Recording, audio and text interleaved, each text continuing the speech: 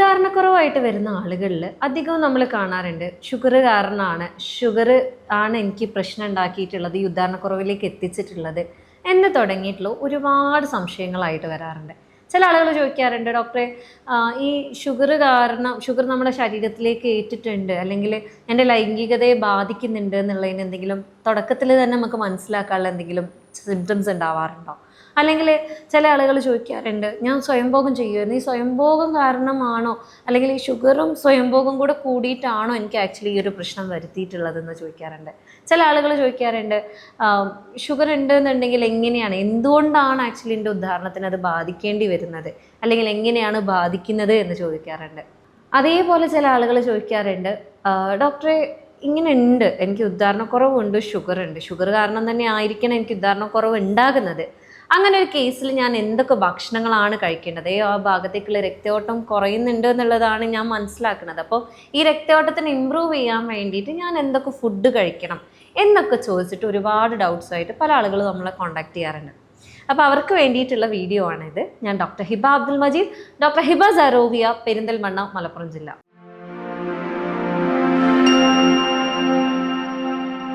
അപ്പോൾ ആദ്യം തന്നെ എന്താണ് ഈ പ്രമേഹം എന്ന് പറയുന്നത്, അല്ലെങ്കിൽ നിങ്ങൾക്ക് ഡയബറ്റിസ് വരുമ്പം എങ്ങനെയാണ് ആക്ച്വലി നിങ്ങളെ ഉദാഹരണത്തിന് ബാധിക്കുന്നതെന്ന് ചോദിക്കുകയാണെങ്കിൽ നിങ്ങൾക്കൊക്കെ അറിയുന്നുണ്ടാവും, ഈ ഡയബറ്റിസ് വരുന്ന സമയത്ത് നിങ്ങളുടെ ശരീരത്തിൽ പല ഭാഗങ്ങളിലായിട്ട് പല രീതിയിലുള്ള ബ്ലോക്കുകൾ ഉണ്ടാകാനുള്ള ചാൻസസ് കൂടുതലാണ്. കാരണം ഇത് പല രീതിയിലുള്ള ഇഞ്ചുറീസ്, അതായത് നമ്മളെ രക്തക്കുഴലിൽ തന്നെ പല രീതിയിലുള്ള മുറിവുകൾ ഉണ്ടാക്കാനും അവിടെ പിന്നീട് പല നമ്മളെ ശരീരം തന്നെ അതിനെ ഹീൽ ചെയ്യാൻ നോക്കുന്ന സമയത്ത്, മാറ്റാൻ നോക്കുന്ന സമയത്ത് പല രീതിയിലുള്ള ബ്ലോക്കുകൾ ഉണ്ടാകും. അപ്പം ഈ ഒരു കാരണത്താൽ തന്നെ നമ്മുടെ ശരീരത്തിലുള്ള പ്രത്യേകിച്ച് ലിംഗത്തിലേക്കുള്ള രക്തയോട്ടം എന്ന് പറയുന്നത് അല്ലെങ്കിൽ രക്തധമനികൾ എന്ന് പറയുന്നത് വളരെ നേരിയതാണ്. അപ്പോൾ ഈ ഭാഗത്തേക്കുള്ള രക്തയോട്ടത്തിൽ ആ ധമനികളിൽ ചെറിയ രീതിയിലുള്ള ബ്ലോക്ക് വന്നാൽ തന്നെ പെട്ടെന്ന് ആ ഭാഗത്തേക്ക് രക്തയോട്ടം കുറയുന്നത് പോലെ തോന്നാൻ, അല്ലെങ്കിൽ ചില ആളുകൾ പറയാറുണ്ട്, ആദ്യത്തിലൊന്നും ഒരു കുഴപ്പമുണ്ടായിരുന്നില്ല ഡോക്ടറെ, പിന്നെയാണ് ആക്ച്വലി ഞാൻ ബന്ധപ്പെട്ട് തുടങ്ങി, ഞങ്ങളൊന്ന് ആ ഒരു അവസ്ഥയിലേക്ക് എത്തുന്നത്, ഞങ്ങൾ എൻജോയ് ചെയ്യാൻ തുടങ്ങിയ സമയത്തേക്കാണ് ആക്ച്വലി എൻ്റെ ഉദാഹരണം ഇല്ലാണ്ടായിപ്പോയത് എന്ന് പറയാറുണ്ട്. അപ്പോൾ ഇതിൻ്റെ ഒക്കെ ഒരു ബേസിക് കാരണം എന്ന് പറയുന്നത് ഇത്തരത്തിലുള്ള ബ്ലോക്കുകൾ അവിടെ വന്നിട്ട് അടയുന്നതാണ്.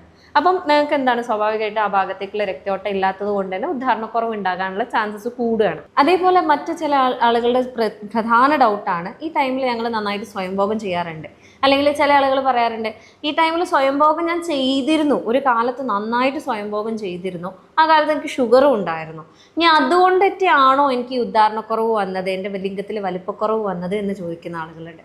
അതിലൂടെ പറയാനുള്ളത് എന്താണെന്ന് വെച്ചാൽ, ആക്ച്വലി നിങ്ങൾ ഉദാഹരണക്കുറവ് വരാനുള്ള കാരണം എന്ന് പറയുന്നത് ഷുഗറാണ്. നിങ്ങൾ ഈ പറയുന്ന പോൺ അഡിക്ഷൻ അല്ലെങ്കിൽ നിങ്ങൾ ഈ പറയുന്ന മാസ്റ്റുർബേഷൻ അഡിക്ഷൻ നിന്നൊരു കാരണം തന്നെയാണ്. പക്ഷേ നിങ്ങൾക്ക് ഷുഗർ ഉള്ളത് കൊണ്ട് അല്ലെങ്കിൽ നിങ്ങൾക്ക് ഷുഗർ ആയതുകൊണ്ടാണ് അല്ലെങ്കിൽ ആ ടൈമിൽ ഇത് ചെയ്തത് കൊണ്ടാണ് നിങ്ങൾക്ക് ഉദാഹരണക്കുറവ് ഉണ്ടായത് എന്നുള്ളത് ഒരിക്കലും ഇതുവരെ പ്രൂവൺ ചെയ്യാൻ പറ്റിയിട്ടില്ല എന്നുള്ളതാണ്. അതേപോലെ ചില ആളുകൾ പറയാറുണ്ട്, ഡോക്ടർ എനിക്ക് ഷുഗർ ഉണ്ട്, എൻ്റെ താല്പര്യം നഷ്ടപ്പെട്ടു പോയിട്ടുണ്ട്, ഇനി എന്താ ഞാൻ ചെയ്യുക, എൻ്റെ വൈഫുമായിട്ടുള്ള എൻ്റെ കമ്മിറ്റ്മെൻറ്റ്സ് അല്ലെങ്കിൽ എൻ്റെ പാർട്ട്ണറായിട്ട്, ഇപ്പം സ്ത്രീകളാണെങ്കിൽ ചില ആളുകൾ വന്ന് പറയാറുണ്ട്, ഡോക്ടറെ എനിക്കറിയില്ല ഷുഗർ വന്നതിന് ശേഷം ഞങ്ങൾ തമ്മിലുള്ള ബന്ധം തന്നെ ഇല്ലാണ്ടായി പോയ പോലെയൊക്കെ തോന്നാറുണ്ട്, അത് ഷുഗർ കാരണമാണോ എന്ന് ചോദിക്കാറുണ്ട്. പലപ്പോഴും എന്താ സംഭവിക്കുന്നതെന്ന് വെച്ചാൽ, ഷുഗർ വരുന്ന സമയത്ത് നിങ്ങളുടെ ശരീരത്തിൻ്റെ എല്ലാ ഭാഗത്തിനെയും ഷുഗർ ഒരുപോലെ ബാധിക്കുന്നുണ്ട്.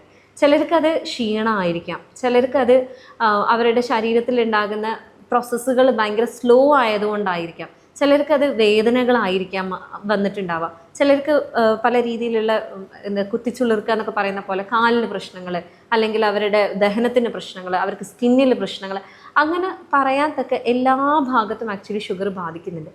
ഈ ഷുഗർ ബാധിക്കുന്ന സമയത്ത് നിങ്ങൾ പലപ്പോഴും കൺവേ ചെയ്യുക, അതായത് ഇപ്പം സ്ത്രീകളിലാണെന്നുണ്ടെങ്കിൽ അവർക്ക് ക്ഷീണമാണെന്നുണ്ടെങ്കിൽ അവർക്ക് എന്നും ക്ഷീണ എന്നാണ് പരാതി പറയാറുള്ളത്.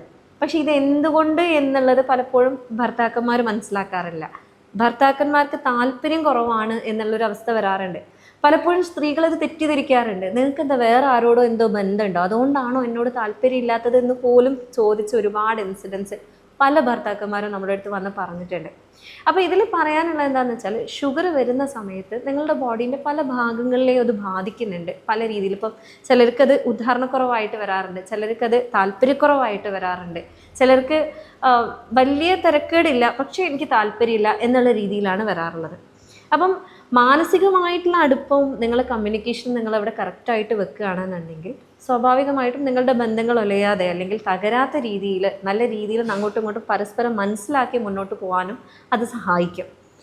പിന്നെയുള്ള ഡൗട്ടാണ് ചില ആളുകൾ ചോദിക്കുന്നത്, ഈ ഷുഗർ വന്നു കഴിഞ്ഞാൽ എൻ്റെ ബോഡീനെ അത് ബാധിച്ചിട്ടുണ്ട്, അല്ലെങ്കിൽ എനിക്ക് നാളെ ഒരു ലൈംഗികപരമായിട്ടുള്ള പ്രശ്നം വരാൻ സാധ്യതയുണ്ട് എന്നുള്ളത് എങ്ങനെയാണ് എനിക്ക് മനസ്സിലാക്കാൻ പറ്റുന്നത് എന്നുള്ളത്.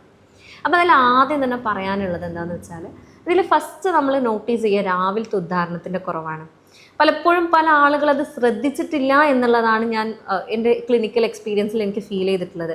നമ്മൾ രാവിലത്തെ ഉദ്ധാരണം എങ്ങനെയുണ്ടെന്ന് ചോദിച്ചു കഴിഞ്ഞാൽ അവർ പറയാം, രാവിലെ ഉദ്ധരിക്കുന്നുണ്ട് പക്ഷെ ഞങ്ങൾക്ക് ബന്ധപ്പെടാൻ പറ്റാറില്ല, അല്ലെങ്കിൽ രാവിലെ പിന്നെ എനിക്ക് അതിന് മൂഡ് ഉണ്ടാവാറില്ല, അതുകൊണ്ട് ഞാൻ അതിനെ നോക്കിയിട്ടില്ല എന്നുള്ളതാണ്. അങ്ങനെയല്ല, എല്ലാ പുരുഷന്മാർക്കും നിങ്ങൾ രാവിലെ എണീക്കുന്ന ടൈമിൽ നിങ്ങൾക്ക് ഒരു ഉദ്ധാരണം ഉണ്ടാവും. നിങ്ങൾ കണ്ണുണരുന്ന ടൈമിൽ നിങ്ങൾക്ക് ഉദ്ധാരണം ഉണ്ടാവും. അത് നിങ്ങൾക്ക് മൂത്രം ഒഴിക്കുന്നതോട് കൂടെ ഉദ്ധാരണം നഷ്ടപ്പെടുകയും ചെയ്യും. പക്ഷെ ആ ഒരു ടൈമിലുള്ള നിങ്ങളുടെ ഉദ്ധാരണം വളരെ ഇമ്പോർട്ടൻ്റ് ആണ്. അത് എത്രത്തോളം സ്ട്രോങ് ആണ് എന്നുള്ളതും അത് എത്രത്തോളം നിങ്ങൾക്ക് എല്ലാ ദിവസവും ഉണ്ടാകുന്നുണ്ടോ എന്നുള്ളത് നിങ്ങൾ നിർബന്ധമായിട്ട് നോട്ടീസ് ചെയ്യേണ്ട ഒരു കാര്യമാണ്. അപ്പം ഇത് ഇപ്പോൾ നമ്മൾ മെഡിസിൻസ് ഒക്കെ കൊടുക്കുന്ന സമയത്താണെങ്കിലും നമ്മൾ ഫസ്റ്റ് പറയുന്നതാണ്, നിങ്ങൾക്ക് രാവിലത്തെ ഉദ്ധാരണത്തിൽ മാറ്റം വന്നിട്ടുണ്ടെങ്കിൽ ബാക്കിയുള്ള ടൈമിൽ മാറ്റം വന്നിട്ട് കാര്യമുള്ളൂ, മറ്റേതല്ലെങ്കിൽ മെഡിസിൻ കൊണ്ട് കാര്യമില്ല എന്നുള്ളതാണ്. നിങ്ങൾക്ക് ബന്ധപ്പെടാൻ ടൈമിൽ നിങ്ങൾക്ക് ഉദ്ധരിക്കുന്നുണ്ട്, അത് നോക്കിയാൽ പോരെ എന്ന് പറയുന്ന പല ആളുകളുണ്ട്. പക്ഷേ ഈ ഒരു രാവിലത്തെ ഉദ്ധാരണം അവിടെ നഷ്ടപ്പെടുന്നുണ്ട് എന്നുള്ളതിൻ്റെ അർത്ഥം നാളെ നിങ്ങൾക്ക് ഉദ്ധാരണക്കുറവ് ഉണ്ടാകാനും തീരെ ഉദ്ധരിക്കാൻ പറ്റാത്തൊരു സാഹചര്യത്തിലേക്ക് നിങ്ങൾ പോകാൻ വരെ ചാൻസ് ഉണ്ട് എന്നുള്ളതാണ്. അപ്പോൾ ഫസ്റ്റ് സിംറ്റം എന്ന് പറയുന്നത് രാവിലത്തെ ഉദ്ധാരണക്കുറവാണ്. അതേപോലെ തന്നെ ചില ആളുകൾക്ക് ഭയങ്കര താല്പര്യക്കുറവായിരിക്കും. ഞാൻ നല്ല താല്പര്യമുള്ളൊരു മനുഷ്യനായിരുന്നു, പക്ഷേ ഇപ്പം എനിക്കറിയില്ല, എനിക്ക് ശാരീരികമായിട്ട് ആരോടും താല്പര്യം തോന്നുന്നില്ല, എൻ്റെ വൈഫിനോടും എന്നുള്ളതല്ല, ഒരു സ്ത്രീനെ കാണുമ്പോഴും എനിക്കൊരു താല്പര്യം അങ്ങനെ ഫീൽ ചെയ്യാറേ ഇല്ല, എൻ്റെ വൈഫ് പക്ഷേ എന്നെ സംശയിക്കുകയാണ് എന്ന് പറയും. അതേപോലെ ചില ആളുകൾ പറയാറുണ്ട്, നിങ്ങൾക്ക് തന്നെ ഫീൽ ചെയ്തിട്ടുണ്ടാവും, ഉദ്ധാരണം ഉണ്ട് പക്ഷേ സ്ട്രോങ് അല്ല, പണ്ടത്തെ അത്ര സ്ട്രെങ്ത് ഇല്ലാത്തൊരു ഫീലിംഗ് ആണ് എന്ന് പറയാറുണ്ട്. ഇതും ഇതിൻ്റെ ഒരു ഫസ്റ്റ് ഏർലി സൈൻ എന്ന് പറയാം. അതായത് നിങ്ങൾക്ക് ഷുഗർ നിങ്ങളുടെ ബോഡീനെ ബാധിക്കുന്നുണ്ടോ ഇല്ലേ എന്നുള്ളതിൻ്റെ തുടക്കത്തിൽ തന്നെ കാണുന്ന സൈനാണ്. അപ്പോൾ ഇത് പറഞ്ഞപ്പോൾ തന്നെ നിങ്ങളുടെ മൈൻഡിലൊരു ഡൗട്ട് വന്നിട്ടുണ്ടാകും, അപ്പം ഇനിയിപ്പോൾ എനിക്ക് രാവിലെ ഉദ്ധാരണം ഉണ്ടായിട്ടില്ല എന്നാണെന്നുണ്ടെങ്കിൽ എനിക്ക് ഷുഗർ ആണോ, അല്ലെങ്കിൽ അത് ഷുഗറിൻ്റെ ഒരു സിംറ്റം ആണോ, എനിക്ക് ഇതുവരെ ഞാൻ ഷുഗർ ചെക്ക് ചെയ്തിട്ടില്ല, അല്ലെങ്കിൽ ഷുഗർ ഉണ്ടായിട്ടില്ല, അപ്പോൾ എൻ്റെ ശരീരത്തിൽ ഷുഗർ വരാൻ ചാൻസ് ഉള്ളത് കൊണ്ടാണോ എനിക്ക് രാവിലത്തെ ഉദ്ധാരണക്കുറവ് ഉണ്ടായത് എന്നുള്ളത്. ഇതിൽ പറയാനുള്ളത് എന്താണെന്ന് വെച്ചാൽ, ഉദ്ധാരണക്കുറവ് രാവിലത്തെ ഉദ്ധാരണം ഉണ്ടായിട്ടില്ല എന്നാണെന്നുണ്ടെങ്കിൽ അതിന് പല കാരണങ്ങളുണ്ട്. ഒന്ന് ഈ പറയുന്ന ഡയബറ്റിസ് ആണ്. ചിലത് ന്യൂറോപ്പതി കാരണം ഉണ്ടാവാറുണ്ട്, ആ ഒരു ഭാഗത്തേക്കുള്ള സെൻസേഷൻ കുറവും അല്ലെങ്കിൽ ആ ഭാഗത്തേക്കുള്ള രക്തയോട്ടം അല്ലാത്ത കാരണത്താൽ കുറഞ്ഞു കഴിഞ്ഞാലും ഉണ്ടാകാറുണ്ട്. ചില കേസുകളിൽ ഇപ്പം നിങ്ങൾക്ക് രക്തക്കുറവുണ്ട് എന്നുണ്ടെങ്കിലും ഇതേപോലെ തന്നെ രാവിലത്തെ ഉദ്ധാരണക്കുറവ് ഉണ്ടാകാനുള്ള ചാൻസ് ഉണ്ട്. അതേപോലെ തന്നെ മൈൻഡ് ഒരു വലിയ ഫാക്ടറാണ്. നിങ്ങൾ ഭയങ്കരമായിട്ട് സ്ട്രെസ്സിലാണ്, ഭയങ്കര ആങ്സൈറ്റി പ്രോബ്ലംസ് ഉള്ള ഒരാളാണ്, എന്തിനും ഏതിനും പേടിച്ച് നിൽക്കുന്ന ഒരാളാണ്, അല്ലെങ്കിൽ നിങ്ങളെ ലൈഫ് എപ്പോഴും ഭയങ്കര സ്ട്രെസ്ഫുള്ളായിട്ടാണ് നിങ്ങൾ ജീവിക്കുന്നത്, നിങ്ങളെ പങ്കാളിയായിട്ടുള്ള പ്രശ്നങ്ങളുണ്ട്, നിങ്ങളുടെ ഫാമിലിയിൽ ഇഷ്യൂസ് ഉണ്ട്, സ്വാഭാവികമായിട്ടും നിങ്ങൾക്ക് ഉദ്ധാരണക്കുറവും ആ ഒരു ഭാഗത്തേക്കുള്ള രക്തയോട്ടക്കുറവ് ഉണ്ടാകാനുള്ള ചാൻസസ് കൂടുതലാണ്. അത് നിങ്ങളുടെ ശരീരത്തിൽ ഉണ്ടാകുന്ന ഹോർമോണൽ വ്യതിയാനങ്ങൾ കാരണവും ഈ ഒരു പ്രശ്നം ഉണ്ടാകാം.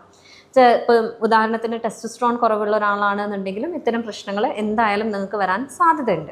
അപ്പോൾ ഇതിപ്പോൾ നമ്മൾ പേഷ്യൻസിന് പറഞ്ഞു കൊടുക്കുന്ന സമയത്ത് അവർ ആദ്യം തന്നെ ചോദിക്കാറുള്ളത്, ഡോക്ടറെ ഇങ്ങനെയൊക്കെ പറഞ്ഞ സ്ഥിതിക്ക് ഞങ്ങൾ ഇനി എന്താ കഴിക്കേണ്ടത്, അല്ലെങ്കിൽ ഈ ഒരു ഉദ്ധാരണക്കുറവ് അല്ലെങ്കിൽ ഈ ഒരു രക്തയോട്ടക്കുറവ് ഉണ്ട് എന്നുണ്ടെങ്കിൽ ഇതിനെ പ്രതിരോധിക്കാൻ അല്ലെങ്കിൽ എൻ്റെ ബോഡിക്ക് വേണ്ടിയിട്ട് ഞാൻ നറിഷ്മെൻറ്റ് കൊടുക്കേണ്ടത് എന്തൊക്കെയാണ് എന്നുള്ളതാണ്.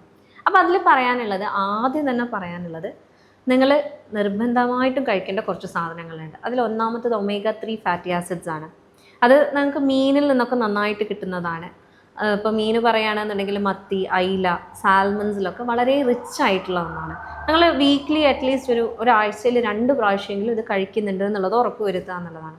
അതേപോലെ പറയാനാണെങ്കിൽ വെളുത്തുള്ളി വളരെ നല്ലൊരു നിങ്ങൾക്ക് തന്നെ അറിയുന്നുണ്ടാവും, ബ്ലോക്കൊക്കെ ഉള്ള ആളുകൾക്ക് വെളുത്തുള്ളി ചതച്ച് കഴിച്ചാൽ മതി അല്ലെങ്കിൽ തിളപ്പിച്ച് കുടിച്ചാൽ മതി എന്നൊക്കെ പറയുന്നുണ്ട്. അതേപോലത്തെ അതേ എഫക്റ്റ് തന്നെയാണ് ആക്ച്വലി നിങ്ങൾ വെളുത്തുള്ളി കഴിക്കേണ്ട രൂപം എങ്ങനെയാണെന്ന് വെച്ചാൽ, ഒരു 10 അല്ലി വെളുത്തുള്ളി നിങ്ങൾ ചതച്ച് ഒരു 10 മിനിറ്റെങ്കിലും വെച്ചിട്ട് നിങ്ങൾ ഒന്നെങ്കിൽ അത് തേനിൽ കൂട്ടി കഴിക്കാം, നിങ്ങളെ കറിയിൽ കൂട്ടി കഴിക്കാം, നിങ്ങൾക്ക് വേണമെങ്കിൽ വെളുത്തുള്ളി വെച്ചിട്ട് തന്നെ പല വിഭവങ്ങൾ ആക്ച്വലി ഉണ്ടാക്കാൻ പറ്റും. അങ്ങനെ നിങ്ങൾ കഴിക്കുന്നുണ്ട് എന്നുള്ളത് ഉറപ്പ് വരുത്തുക. അതേപോലെ തന്നെ പറയാനാണെന്നുണ്ടെങ്കിൽ മാതള നാരങ്ങ, ചിലർ പറയും അനാറ്, ചിലർ അതിനെ പൊമിഗ്രാനറ്റ് എന്ന് പറയും, ഉറുമാമ്പഴം എന്ന് പറയുന്നവരുണ്ട്. ഇതിൽ നൈട്രിക് ഓക്സൈഡ് നല്ല റിച്ച് ആയിട്ടുള്ളൊരു സാധനമാണ്. അതുകൊണ്ട് തന്നെ നിങ്ങളുടെ ശരീരത്തിൽ, ഞാൻ പലപ്പോഴും എൻ്റെ വീഡിയോസിൽ പറഞ്ഞിട്ടുണ്ട്, പല രീതിയിലുള്ള ഓക്സിഡേഷൻ എന്ന് പറയുന്ന സംഭവം നടക്കുന്നുണ്ട്. ഈ ഓക്സിഡേഷൻ എന്ന് പറയുന്നത് നമ്മുടെ ശരീരത്തിലെ പല പ്രോസസ്സുകളാണ്. ഈ പ്രോസസ്സ് നടക്കുന്ന സമയത്ത്, പ്രക്രിയകൾ നടക്കുന്ന സമയത്ത് അതിൻ്റെ വേസ്റ്റ് പ്രോഡക്ട്സ് ഒരുപാട് ഉണ്ടാകുന്നുണ്ട്. ഈ വേസ്റ്റ് പ്രോഡക്ട്സ് പലപ്പോഴും ഫ്രീ റാഡിക്കൽസ് എന്ന് പറയുന്ന സാധനങ്ങളായിട്ട് മാറാറുണ്ട്. ഇത് പല ഭാഗങ്ങളിലായിട്ട് പോയിട്ട് പല രീതിയിലുള്ള ഇൻഫ്ലമേഷൻസ് അല്ലെങ്കിൽ നീർക്കെട്ടുകൾ ഉണ്ടാക്കും. ഈ നീർക്കെട്ടുകൾ പലപ്പോഴും ബ്ലോക്കായിട്ട് മാറാറുണ്ട്. അപ്പം ഈ ഒരു രക്തയോട്ടം കുറവ് വരുത്താനുണ്ട് ചാൻസ് ഉണ്ട്. അപ്പം ഈ നൈട്രിക് ഓക്സൈഡ് അല്ലെങ്കിൽ ഈ മാതള നാരങ്ങയൊക്കെ കഴിക്കുന്ന സമയത്ത് ഇത് നൈട്രിക് ഓക്സൈഡ് കൂടുതൽ ശരീരത്തിൽ ഉൽപ്പാദിപ്പിക്കപ്പെടുകയും ഇത് കുറയ്ക്കുകയും, അതായത് ഈ ഒരു ബ്ലോക്കുകൾ കുറയ്ക്കാൻ സഹായിക്കുകയും ചെയ്യുന്നുണ്ട്. അത് നിങ്ങൾക്ക് ഒന്നെങ്കിൽ ജ്യൂസായിട്ടോ അല്ലെങ്കിൽ അങ്ങനെ തന്നെ കഴിക്കാവുന്നതാണ്. അതേപോലെ തന്നെ പറയുകയാണെന്നുണ്ടെങ്കിൽ ഗ്രീൻ ലീഫി വെജിറ്റബിൾസ് അല്ലെങ്കിൽ പച്ചക്കറികൾ നന്നായിട്ട് കഴിക്കുക. ബ്രക്കോളി ആയിട്ടാണെങ്കിലും സ്പിനാച്ച് ആയിട്ടാണെങ്കിലും കിട്ടാവുന്ന എല്ലാ ഇലക്കറികളും ആക്ച്വലി വളരെ നല്ലതാണ്. ആഴ്ചയിൽ ഒരു 2-3 തവണ നിങ്ങൾ കഴിക്കുന്നുണ്ട് എന്നുള്ളത് ഉറപ്പുവരുത്തുക എന്നുള്ളതാണ്. ഇതിലും ഈ പറഞ്ഞ പോലെ നൈട്രിക് ഓക്സൈഡ് വളരെ റിച്ച് ആയിട്ടുള്ള ഒന്നാണ്. പിന്നെ അതേപോലെ പറയാനുള്ളതാണ് നട്ട്സും സീഡ്സും കഴിക്കുന്നുണ്ട് എന്നുള്ളത്. അതിപ്പോൾ നമ്മൾ ഫ്ലേക്ക് സീഡ്സ് ആണെങ്കിൽ, ചിയ സീഡ്സ് ആണെങ്കിലും, നട്ട്സ് എന്ന് പറയുമ്പം ഡ്രൈ ഫ്രൂട്ട്സ് ആയിട്ട് നമ്മൾ പറയാം, അല്ലെങ്കിൽ നമുക്ക് അത്തിപ്പഴം പറയാം, ബദാം, പിസ്ത, ആൽമണ്ട് ഒക്കെ വളരെ നല്ലതാണ്. ഇത് ഹെൽത്തി ഫാറ്റ് ആയതുകൊണ്ട് തന്നെ ഈ ഭാഗത്തേക്കുള്ള രക്തയോട്ടം കൂട്ടാനും അതേപോലെ തന്നെ നിങ്ങൾക്ക് നല്ല രീതിയിലുള്ള ഒരു ഉന്മേഷം കിട്ടാനും ഇത് നന്നായിട്ട് ഹെൽപ്പ് ചെയ്യുന്നുണ്ട്. ഇതിൽ പ്രത്യേകം പറയാനുള്ളത്, ഇത് ബാക്കിയുള്ളത് കഴിക്കുന്നത് പോലെ ഒരുപാട് ക്വാണ്ടിറ്റിയിൽ കഴിക്കുക എന്നുള്ളതല്ല. പ്രത്യേകിച്ച് നട്ട്സ് ഒക്കെ പറയാൻ നമ്മളെപ്പോഴും ചെറിയ എമൗണ്ടിൽ, നിങ്ങൾ മുഷ്ടി ചുരുട്ടിയാൽ എത്രയാണോ കിട്ടുന്നത്, അത് ഏറി വന്നാൽ ഒരു 10 ആയിരിക്കും, അതിൽ താഴെ കഴിക്കുക എന്നുള്ളതാണ്. ചിയ സീഡ്സ്, ഫ്ലേക്ക് സീഡ്സ് ഒരുപാട് കഴിക്കുക എന്നുള്ളതല്ല, വളരെ മിനിമം ക്വാണ്ടിറ്റിയിൽ 1 സ്പൂണൊക്കെ ഡെയിലി ബേസിൽ കഴിക്കുക എന്നുള്ളതാണ് നമ്മൾ പറയാറുള്ളത്.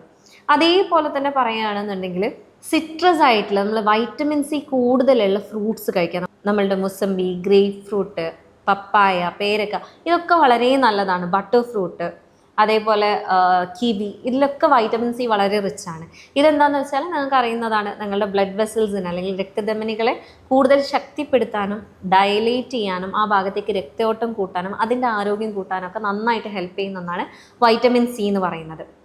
അപ്പം ഇതൊക്കെ പറഞ്ഞ സ്ഥിതിക്ക്, ഇപ്പോൾ ഫുഡിൻ്റെ കാര്യം പറഞ്ഞ സ്ഥിതിക്ക് അതേപോലെ പറയാനുള്ളത് ഒന്നാണ് എക്സസൈസിൻ്റെ കാര്യം നിങ്ങൾ നിർബന്ധമായിട്ടും ശ്രദ്ധിക്കുക എന്നുള്ളത്. പ്രത്യേകിച്ച് കീഗൽസ് എക്സസൈസ് നിങ്ങൾ ചെയ്യുന്നുണ്ട് എന്നുള്ളത് ഉറപ്പുവരുത്തുക. ഈ ഒരു ഭാഗത്തേക്കുള്ള രക്തയോട്ടം കൂട്ടാനും അതേപോലെ ആ ഭാഗത്തേക്കുള്ള പേശികളുടെ സ്ട്രെങ്ത് കൂട്ടാനും, പലപ്പോഴും ഉദാഹരണക്കുറവ് മാത്രമല്ല സമയക്കുറവിനാണെങ്കിൽ പോലും നിങ്ങൾക്ക് കൺട്രോളിൽ കൊണ്ടുവരാൻ നന്നായിട്ട് ഹെൽപ്പ് ചെയ്യുന്ന ഒന്നാണ് കീഗൽസ് എക്സസൈസ് എന്ന് പറയുന്നത്. കീഗൽസ് എക്സസൈസ് ചെയ്യേണ്ടത് നിങ്ങൾക്ക് ഏത് സമയവും, നിൽക്കുകയാണെങ്കിൽ, ഇരിക്കുകയാണെങ്കിൽ, നടക്കുകയാണെങ്കിൽ, ഉറങ്ങുകയാണെങ്കിലും ഒക്കെ ചെയ്യാൻ പറ്റുന്ന ഒരു എക്സസൈസാണ്. വളരെ സിമ്പിളായിട്ട് വളരെ മിനിമം ടൈം മാത്രം എടുത്ത് ചെയ്യുന്ന ഒരു എക്സസൈസാണ്. അതായത് നിങ്ങൾ മൂത്രം ഒഴിക്കുന്ന ടൈമിൽ മൂത്രം ഒഴിക്കേണ്ട എന്ന് മനസ്സിൽ വിചാരിച്ച് കഴിഞ്ഞാൽ നിങ്ങളൊരു മസിലിനെ അവിടെ വലിച്ചു പിടിക്കുന്നുണ്ട്. അതേതാണ് മസിൽ എന്ന് നോട്ടീസ് ചെയ്തതിന് ശേഷം നിങ്ങൾ മൂത്രം മൊത്തം ഒഴിച്ച് കഴിഞ്ഞ് നിങ്ങൾ ഏത് പൊസിഷനിലാണ്, ഇപ്പോൾ നിൽക്കുകയാണെങ്കിൽ, ഇരിക്കുകയാണെങ്കിൽ, നടക്കുകയാണെങ്കിൽ പോലും നിങ്ങൾക്ക് ആ ഒരു മസിലിനെ വലിച്ചു പിടിക്കാനുള്ള ഒരു കപ്പാസിറ്റി കിട്ടും, അല്ലെങ്കിൽ നിങ്ങൾക്ക് കഴിയും. ആ ഒരു വലിച്ചു പിടിക്കുന്നത് നിങ്ങൾ 3 സെക്കൻഡ് ഹോൾഡ് ചെയ്യുക, വീണ്ടും റിലാക്സ് ചെയ്യുക, വീണ്ടും 3 സെക്കൻഡ് വലിച്ചു പിടിക്കുക, വീണ്ടും റിലാക്സ് ചെയ്യുക. ഇത്തരത്തിൽ നിങ്ങൾ ഒരു 30 തവണ ഡെയിലി ചെയ്യുന്നുണ്ട് എന്നുള്ളത് ഉറപ്പുവരുത്തുക. ഇത് കാലക്രമേണ നിങ്ങൾ ഇതിൻ്റെ ടൈം കൂട്ടുക, അതായത് 3 എന്നുള്ളത് 5 സെക്കൻഡ് ആക്കുക, 10 സെക്കൻഡ്, അങ്ങനെ ടൈം കൂട്ടി കൊണ്ടുവരിക. ആ ഒരു ഭാഗത്തെ മസിൽസിനെ നല്ല രീതിയിൽ നിങ്ങൾ സ്ട്രെങ്തൻ ചെയ്തെടുക്കുക എന്നുള്ളതാണ് പറയാനുള്ളത്. ചില ആളുകൾ പറയാറുണ്ട്, ഇപ്പം ഈ ഡയബറ്റീസ് പോലെ തന്നെയാണ്, എൻ്റെ വലുപ്പം പണ്ട് ഇങ്ങനെ ആയിരുന്നില്ല, ഇപ്പം ഭയങ്കരമായിട്ട് കുറഞ്ഞു പോയി എന്ന് തോന്നുന്നുണ്ട് എന്ന് പറയാറുണ്ട്. അതിന് 2 കാരണങ്ങളുണ്ട്. ഒന്നെങ്കിൽ നിങ്ങൾക്ക് നല്ല തടിയുള്ള ഒരാളാണ്, അല്ലെങ്കിൽ നിങ്ങൾക്ക് ആ ഭാഗത്തേക്ക് ഒട്ടും രക്തയോട്ടം ഇല്ലാത്ത ആളാണ്. രക്തയോട്ടം ഇല്ലാത്തത് കൊണ്ട് തന്നെ അത് നോർമൽ പൊസിഷനിൽ നിൽക്കുന്ന സമയത്ത്, അതായത് ഉദ്ധരിക്കാതെ നിൽക്കുന്ന ടൈമിൽ തന്നെ അത് തീരെ ചുരുങ്ങി നിൽക്കുന്ന പോലെ തോന്നാം. അല്ലെങ്കിൽ ചില കേസിൽ ഇത് കൺസീൽഡ് ആയിട്ട് തോന്നാം. അതായത് ഇപ്പോൾ നല്ല തടിയുള്ള ഒരാളാണ്, നല്ല അമിതവണ്ണമുള്ള ഒരാളാണെന്നുണ്ടെങ്കിൽ അവരുടെ വയറിൽ കൊഴുപ്പ് വല്ലാണ്ട് കൂടി നിൽക്കുന്ന ടൈമിൽ അവരെ തന്നെ നോക്കുന്ന സമയത്ത് ആ ഒരു അതായത് അവരുടെ ലിംഗം അതിന് മറഞ്ഞു നിൽക്കുന്ന പോലെ തോന്നും. അതുകൊണ്ട് തന്നെ എൻ്റെ ലിംഗത്തിന് വലിപ്പം കുറഞ്ഞോ എന്ന് തോന്നാനുള്ള ചാൻസസ് അവർക്ക് കൂടുതലാണ്. അതേപോലെ മറ്റൊരു ചാൻസ് എന്ന് പറയുന്നത്, ഇപ്പം ഡയബറ്റീസ് ഒക്കെ ഉള്ള ആളുകളിൽ പൈറോണിസ് ഡിസീസ് വരാനുള്ള ചാൻസസ് കൂടുതലാണ്. അതായത് നിങ്ങൾക്ക് അറിയുന്നുണ്ടാവും, ലിംഗത്തിലെ വളവ് വരാനുള്ള ചാൻസ്. ഈ ലിംഗത്തിലെ വളവ് പലപ്പോഴും എന്തെങ്കിലും ഇഞ്ചുറി കാരണമോ അല്ലെങ്കിൽ ആ ഒരു ഭാഗത്തേക്ക് എന്തെങ്കിലും ക്ഷതം സംഭവിച്ചത് കൊണ്ടാവാം വരുന്നുണ്ടാവാം. ഈ ഒരു ഡയബറ്റീസിൻ്റെ കേസിൽ എന്താണെന്ന് വെച്ചാൽ, നിങ്ങൾക്ക് പ്ലേഗ്സ്, നിങ്ങളുടെ ശരീരത്തിൽ നേരത്തെ പറഞ്ഞ പോലെയുള്ള ബ്ലോക്കുകൾ അല്ലെങ്കിൽ ഫൈബ്രോസിസ് പോലെയുള്ള സംഭവങ്ങൾ നടക്കാനുള്ള സാധ്യതകൾ കൂടുതലുള്ളത് കൊണ്ട് തന്നെ പലപ്പോഴും പൈറോണിസ് ഡിസീസ് വരാനുള്ള ചാൻസസ് വളരെ കൂടുതലാണ്. അപ്പം നിങ്ങൾക്ക് ഇതൊക്കെ കേട്ടിട്ട് ഇനി പഠിച്ചോണ്ട് ഇനി ഞാൻ എന്ത് ചെയ്യും, എൻ്റെ ലൈഫ് ഇതോടെ കഴിഞ്ഞോ എന്ന് തോന്നേണ്ട ഒരു ആവശ്യമില്ല. ഞാൻ മേലെ പറഞ്ഞ ഭക്ഷണങ്ങൾ നിങ്ങൾ ശ്രദ്ധിക്കുക, എക്സസൈസ് നിങ്ങൾ ശ്രദ്ധിക്കുക, നിങ്ങൾ ഷുഗർ, പ്രഷർ, കൊളസ്ട്രോൾ ഇതൊക്കെ ഉണ്ടെന്നുണ്ടെങ്കിൽ ഇത് കൺട്രോളിൽ വരുത്തുന്നുണ്ട് എന്നുള്ള ഉറപ്പ് വരുത്തുക. നിങ്ങളുടെ മാനസിക ആരോഗ്യത്തിന് നിങ്ങൾ കൂടുതൽ ഊന്നൽ കൊടുക്കുക, നിങ്ങളുടെ ബന്ധങ്ങളിൽ നിങ്ങൾ കൂടുതൽ ഊന്നൽ കൊടുക്കുക. എപ്പോഴും ഹാപ്പി ആയിട്ടിരിക്കാൻ ശ്രമിക്കുക. നമ്മുടെ ചുറ്റുപാടുകൾക്ക് ഒരിക്കലും നമ്മളെ ഹാപ്പിയാക്കാൻ ശ്രമിക്കാൻ കഴിയില്ല. നമ്മുടെ ചുറ്റുപാടുകൾ ഒരിക്കലും പോസിറ്റീവ് ആവണം എന്നില്ല, പക്ഷെ ഞാൻ പോസിറ്റീവ് ആവണം അല്ലെങ്കിൽ ഞാൻ ഹാപ്പി ആവണം എന്നുള്ളത് എൻ്റെ ചോയ്സ് എന്നുള്ള രീതിയിലിരിക്കുക. സ്വാഭാവികമായിട്ടും നിങ്ങൾക്ക് രോഗങ്ങളില്ലാതെ ആവാനും ഈ പറയുന്ന പ്രശ്നങ്ങൾ മാറ്റിയെടുക്കാനും നമുക്ക് സാധിക്കും. ഞാൻ നേരത്തെ പറഞ്ഞ പോലെ കാരണം അറിഞ്ഞ് ചികിത്സിച്ച് കഴിഞ്ഞാൽ എന്തായാലും മാറാവുന്ന ഒരു രോഗം മാത്രമാണ് നിങ്ങൾക്കുള്ളത്. അപ്പോൾ അതിനെക്കുറിച്ച് ആലോചിച്ച് ടെൻഷൻ അടിക്കേണ്ട ആവശ്യമേ ഇല്ല. നിങ്ങൾക്ക് എന്തെങ്കിലും ചോദിക്കാനോ അല്ലെങ്കിൽ കൺസൾട്ടേഷൻ റിലേറ്റഡ് ആയിട്ട് നിങ്ങൾക്ക് എന്തെങ്കിലും അറിയണം എന്നുണ്ടെങ്കിൽ നിങ്ങൾക്ക് എന്നെ കോൺടാക്റ്റ് ചെയ്യാവുന്നതാണ്. ഞാൻ ഡോക്ടർ ഹിബ അബ്ദുൽ മജീദ്, ഡോക്ടർ ഹിബ സറോവിയ, പെരിന്തൽമണ്ണ, മലപ്പുറം ജില്ല.